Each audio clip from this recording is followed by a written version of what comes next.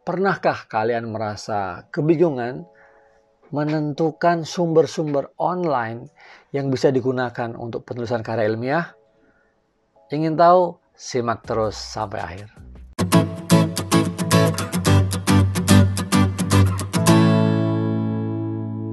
Halo, ketemu lagi dengan saya Tirta Musitama. Di channel ini Anda akan mendapatkan informasi seputar sukses pelajar di perguruan tinggi, khususnya dalam menyelesaikan tugas akhir, skripsi, dan juga kali ini tentang penelitian. Nah, yang belum subscribe, jangan lupa subscribe, like, dan share ya.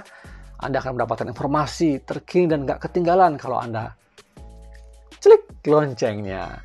Kali ini kita akan membahas bagaimana menentukan bahwa artikel yang ada di dunia maya atau di internet yang begitu banyaknya itu berasal dari sumber yang terpercaya, sumber ilmiah, atau bisa dikatakan sebagai sebuah artikel ilmiah atau publikasi ilmiah yang dengan demikian bisa dipertanggungjawabkan dan bisa kita pakai dalam referensi tugas akhir kita atau skripsi, ya, tesis, bahkan disertasi.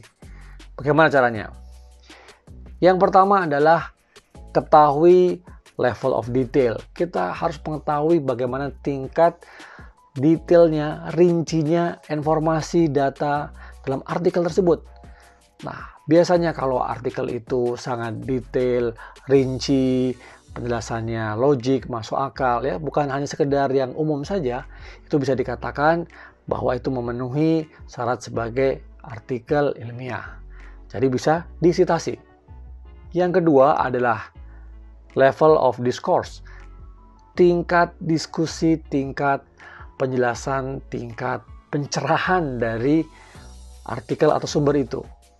Biasanya ditulis dalam menggunakan kaidah-kaidah ilmiah, teknik-teknik atau bahasa-bahasa teknis, atau itu misalnya menyangkut disiplin ilmu tertentu. Misalnya kalau itu menggunakan rumus matematika kah, kalau kuantitatif, atau menggunakan rumus-rumus fisika, kimia begitu ya kira-kira.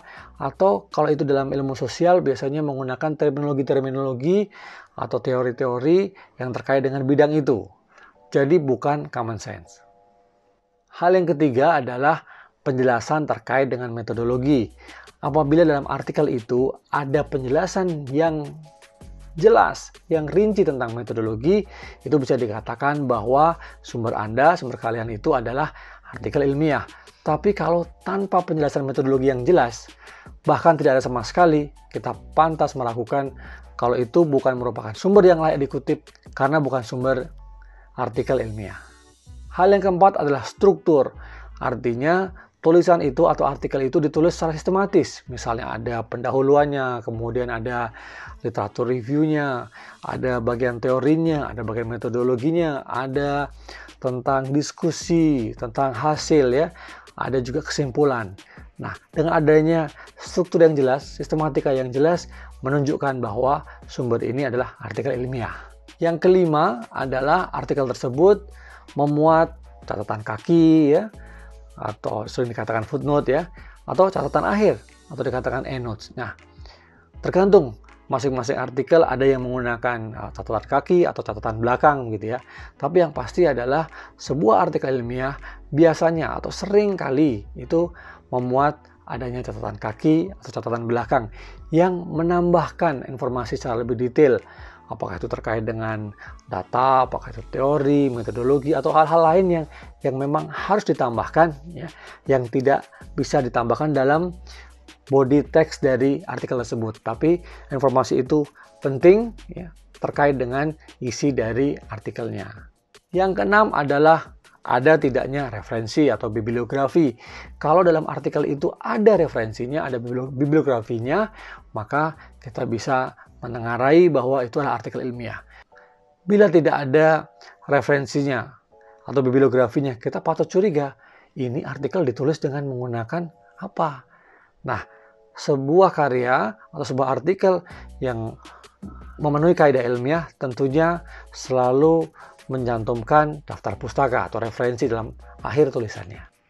Nah, yang terakhir, yang ketujuh adalah adanya kejelasan kapan artikel itu dipublikasi. Kalau itu dari jurnal atau itu dari buku sekalipun, book chapter, dokumen-dokumen yang lain yang sifatnya ilmiah, pasti jelas kapan dipublikasikan artikel tersebut. Biasanya mencakup tanggal, bulan, tahun. Ya.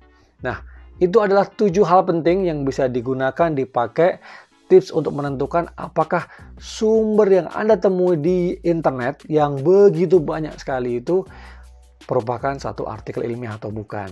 Nah, bila di luar itu, maka Anda harus berhati-hati. Kalau memenuhi 7 hal itu, bisa dikatakan bahwa itu artikel ilmiah sehingga layak disitasi. Anda bisa gunakan dalam tugas akhir penelitian Anda atau tugas akhir skripsi, tesis atau bahkan disertasi Anda. Nah, itu semoga bermanfaat. Bagi yang belum subscribe, sekali lagi saya tungguin. Yuk, subscribe sekarang. 1, 2, 3, 4, 5. Sudah.